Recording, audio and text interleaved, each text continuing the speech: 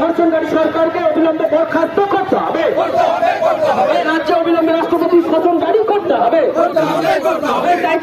Police মন্ত্রী স্বাস্থ্যমন্ত্রী বলতে চাই, অবিলম্বে স্বাস্থ্যমন্ত্রী এবং মুখ্যমন্ত্রী বলতে চাই, তাই তো বলি বন্দে মাতরম, বন্দে মাতরম।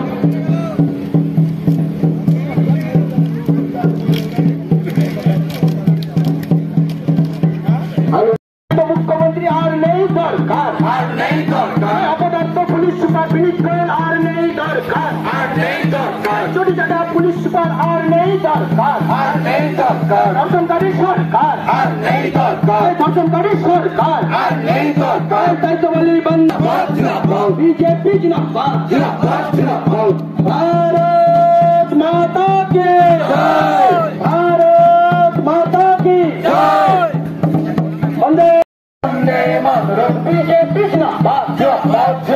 অমানবিক মুখ্যমন্ত্রী আর নেই দরকার, অমানবিক মুখ্যমন্ত্রী আর নেই দরকার, কৃষি ভাইপো সরকার আর নেই দরকার, চোর ধর্ষণকারী সরকার আর নেই দরকার, চোর ধর্ষণকারী সরকার আর নেই দরকার। তাই তো বলি বন্দে মাতরম, বন্দে মাতরম, বিজেপি জিন্দাবাদ।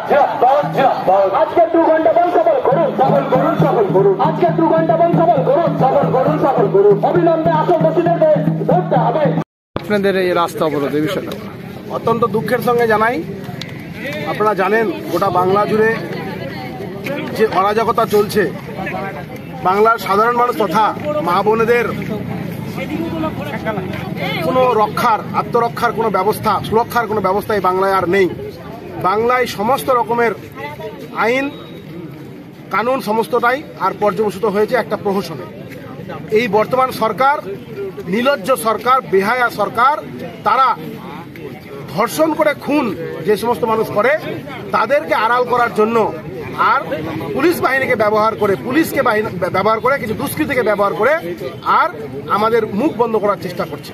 তারই প্রতিবাদে, বিশেষ করে আরজি করে যে ঘটনাটা ঘটেছে তারই প্রতিবাদে যে ছাত্রীটি আগামী দিনে ডক্টর হয়ে আমাদের সকলের সাধারণ মানুষের পরিষেবা দিত, তাদের চিকিৎসা করত, তাকে যে নৃশংসভাবে আরজি করে আর ধর্ষণ করে মার্ডার করা হয়েছে, তারই প্রতিবাদে ভারতীয় জনতা পার্টি ডাকা 2 ঘন্টা কর্মবিরতি সফল করার জন্য আমরা সাধারণ জনগণকে বলছি। এবং NH 512 গাজলের উপর দিয়ে যেটা গেছে, গাজল টু হিলি, সেই NH 512 অবরোধ করে আজকে আমরা কর্মবিরতির ডাক দিয়েছি, 2 ঘন্টা কর্মবিরতির ডাক দিয়েছি। তাতে আমরা আজকে গাজলের বামনগোলা মোড়ে অবস্থান বিক্ষোভ কর্মসূচিতে আর বসে আছি। রাস্তা অবরোধ করে বিক্ষোভ দেখাচ্ছে। অবশ্যই রাস্তা অবরোধ করে মানুষকে মানে জনগণকে সচেতন করার জন্য আমরা প্রথমত হাত জোর করে অনুরোধ করেছি। গোটা গাজল সকালবেলা আমরা দোকানে দোকানে গিয়ে বলে এসেছি যে 2 ঘন্টা কর্মবিরতি করবেন আপনারা, এবং এখন বর্তমানে যাতে করে আমাদের এই NH আমরা অবরোধ করে সাধারণ মানুষকে এটা বার্তা দেওয়ার চেষ্টা করছি যে জনগণের স্বার্থে, মানুষের স্বার্থে ভারতীয় জনতা পার্টি রাস্তায় আছে।